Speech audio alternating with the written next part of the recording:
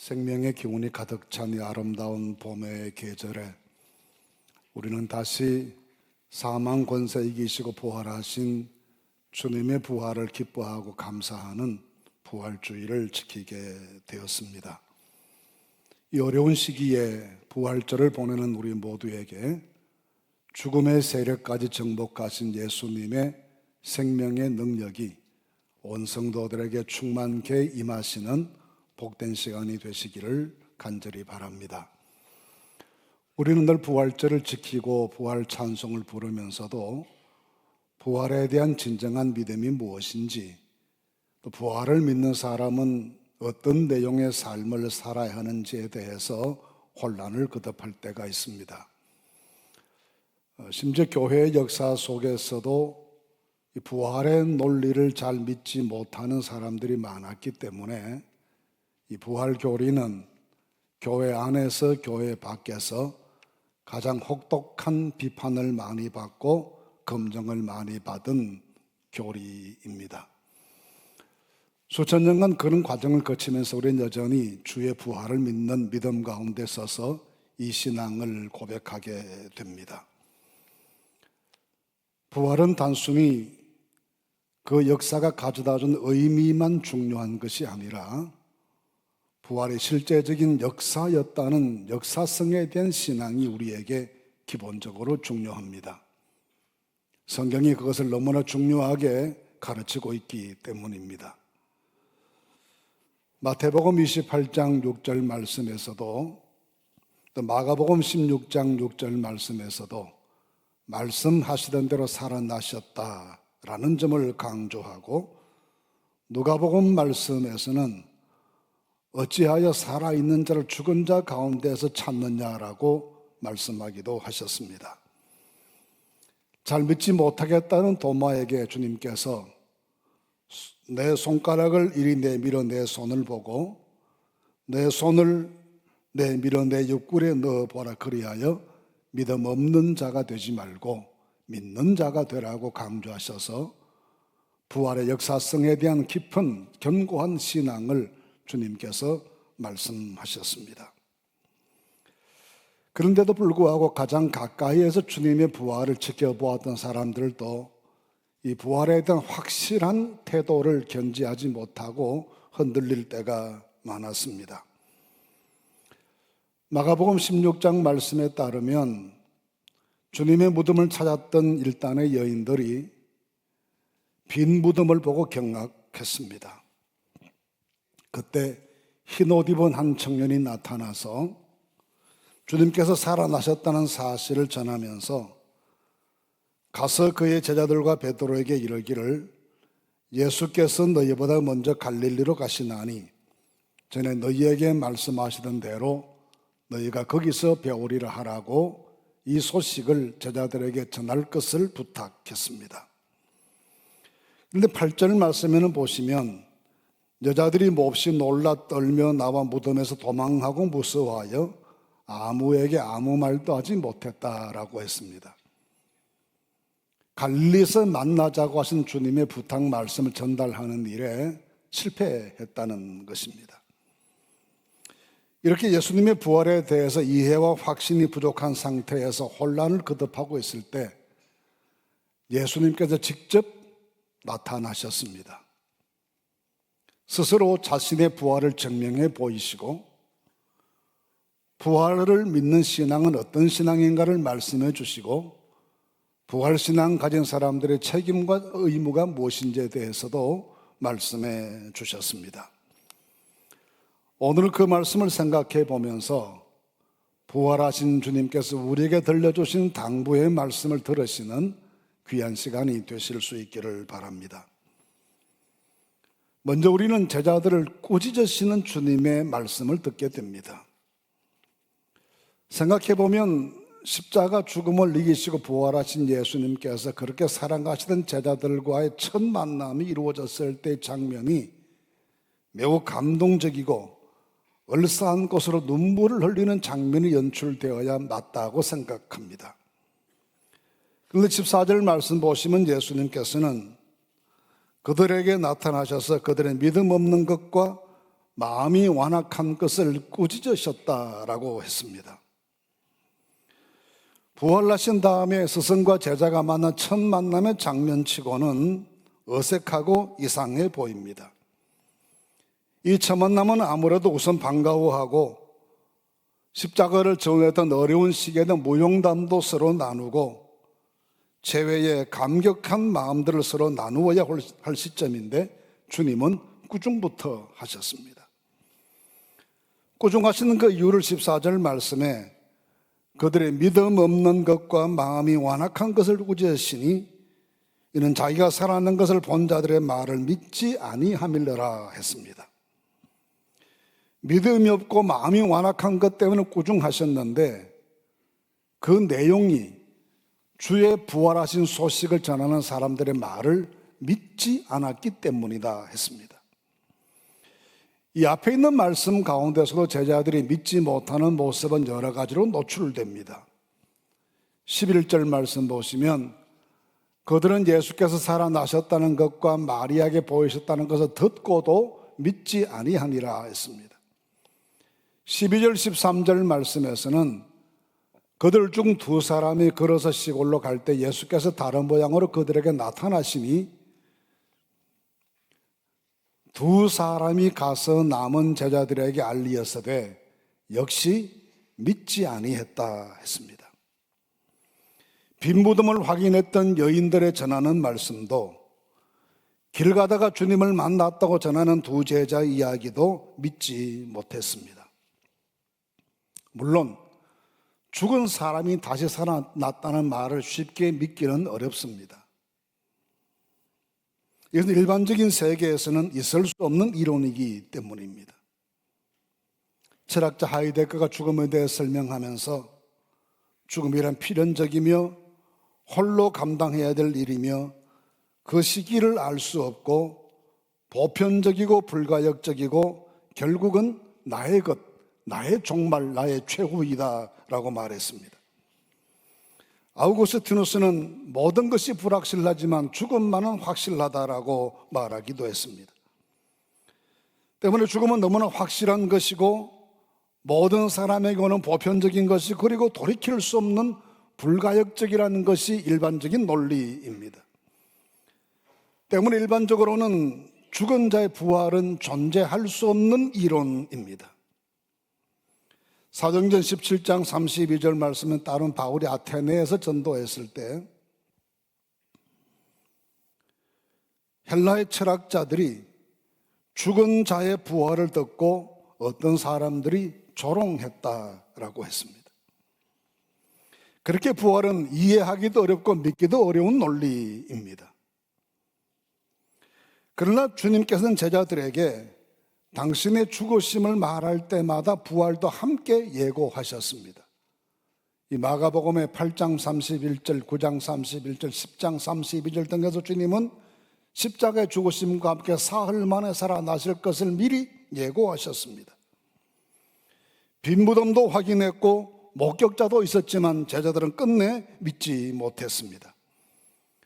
이런 상황에서 직접 부활하신 주님을 만나게 되었으니 태도가 어색할 수밖에 없는 것은 피할 수가 없었을 것이고 그 믿음 없는 모습에 대해 주님께서 꾸중하실 수밖에 없습니다. 주님은 현재 제자들의 믿음 없는 것을 걱정하십니다. 그리고 이 세계의 미래에 대해서도 믿음 없는 미래가 될 것을 염려하십니다. 그래서 누가복음 18장 8절 말씀에서 인자가 올 때 세상에서 믿음을 보겠느냐 했습니다. 미래 사회가 급격한 변화가 이루어지고 여러 가지 도전적인 요소가 많겠지만 믿음이 있으면 산이라도 옮길 터인데 그 믿음을 볼 수 있겠느냐라고 믿음 부재의 미래상에 대해서 심히 걱정하셨습니다. 때문에 히브리서 11장 6절 말씀에서는 하나님께 나아가는 자는 반드시 그가 계신 것과 또한 그가 자기를 찾는 자들에게 상 주시는 이심을 믿어야 할지니라 했습니다. 더구나 부활신앙이란 단순히 과거에 예수께서 부활하셨다는 것만을 믿는 것은 아닙니다.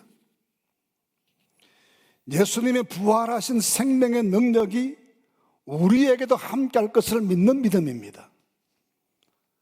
주께서 첫 열매가 되신 것처럼 우리도 부활할 것을 믿는 믿음입니다. 그 부활을 믿는 믿음 때문에 어떤 압력과 회유도 굴복하지 않고 악한 세상 속에서 믿음지켜 살아갈 수 있게 하신 하나님의 능력이 이 부활신앙 속에 있음을 믿는 것이 부활신앙입니다.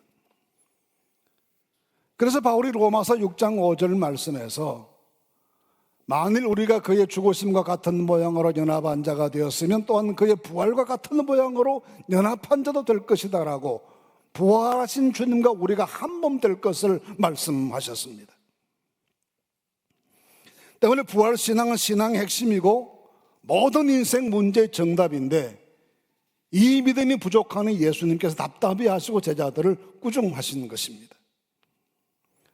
나사로가 죽었을 때 주님께서 요한복음 11장 25절 26절에서 나는 부활이요 생명이니 나를 믿는 자는 죽어도 살겠고 무릇 살아서 나를 믿는 자는 영원히 죽지 아니하리니 이것을 내가 믿느냐 하십니다.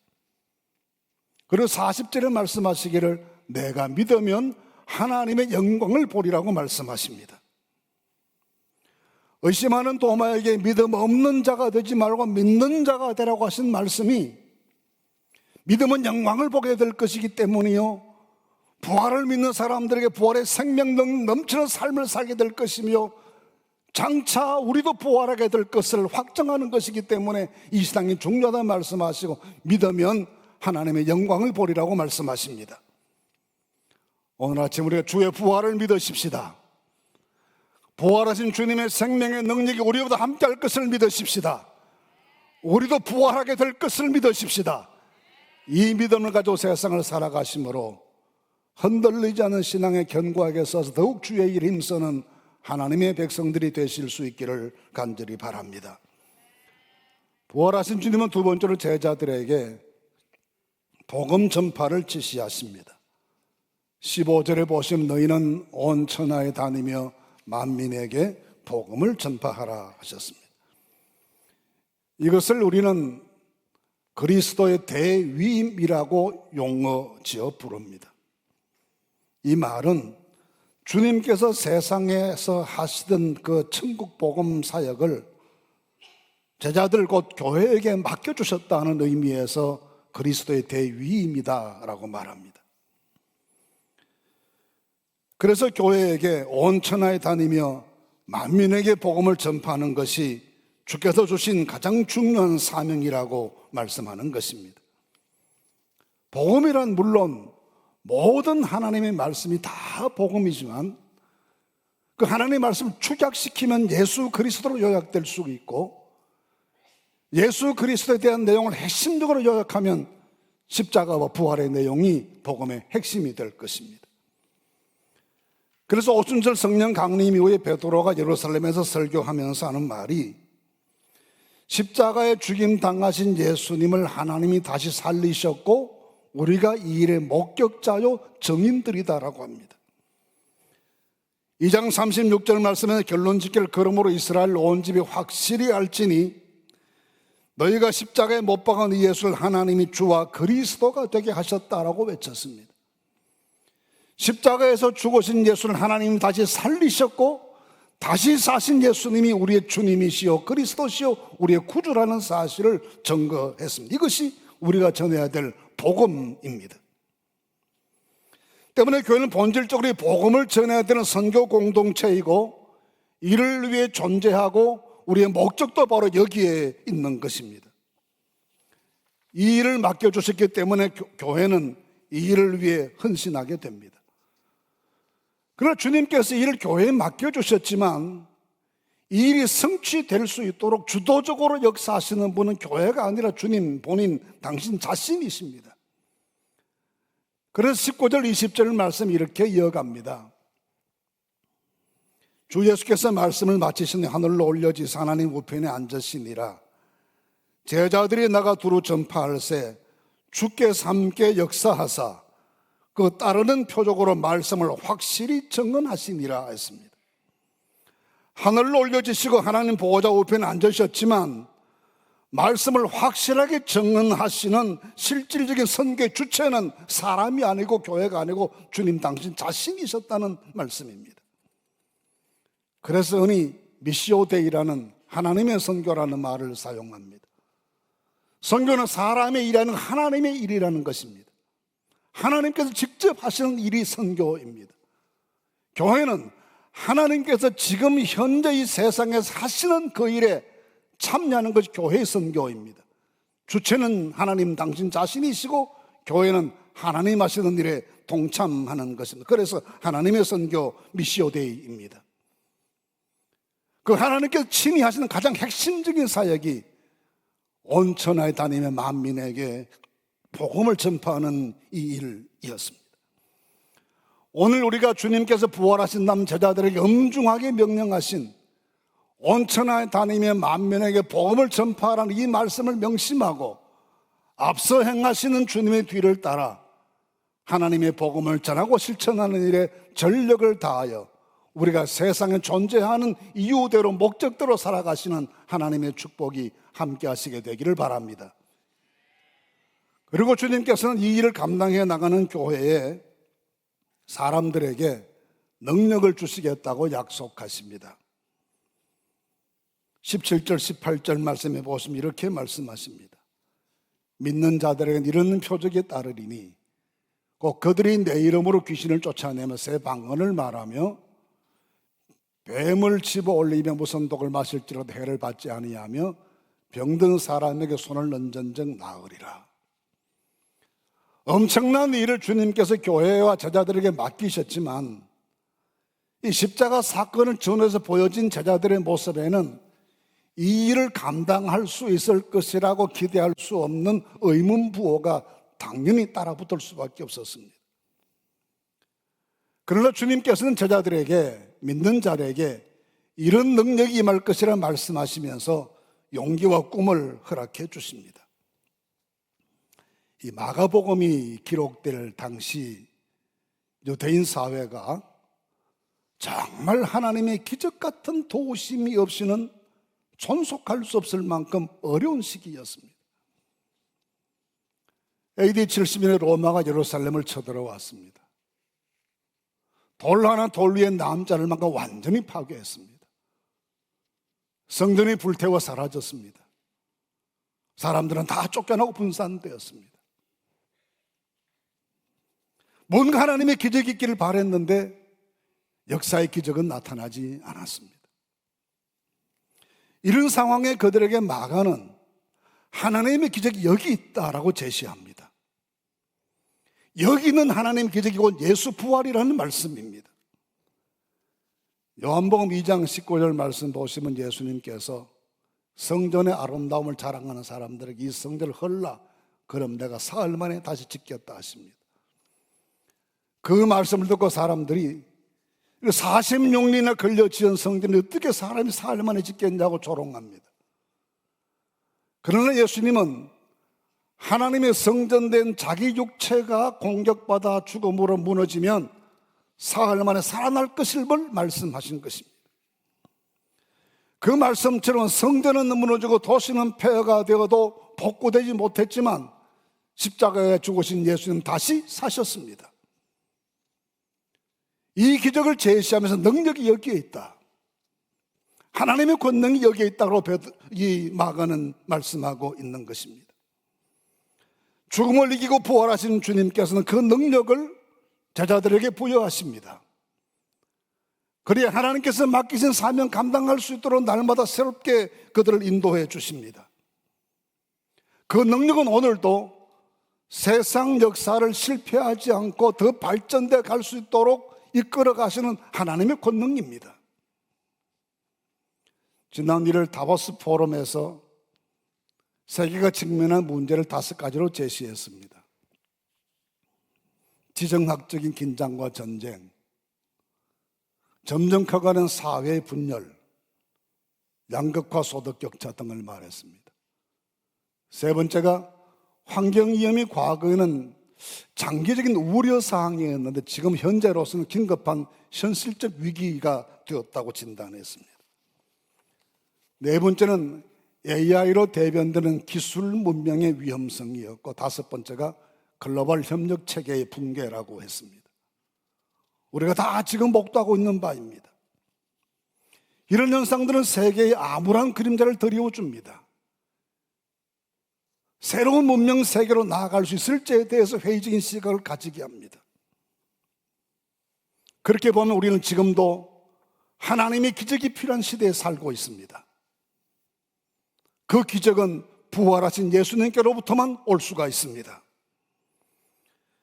죽음의 곳을 이기신 예수님의 생명의 능력만이 이 지구의 생명이요 미래의 희망입니다. 십자가로 죄를 극복하시고 생명으로 죽음을 이기시고 진리로 거짓을 파괴시키시며 정의로 불의한 세상을 심판하시는 부활하신 예수님의 능력과 생명의 힘이 우리의 희망이요 내일이요 소망입니다.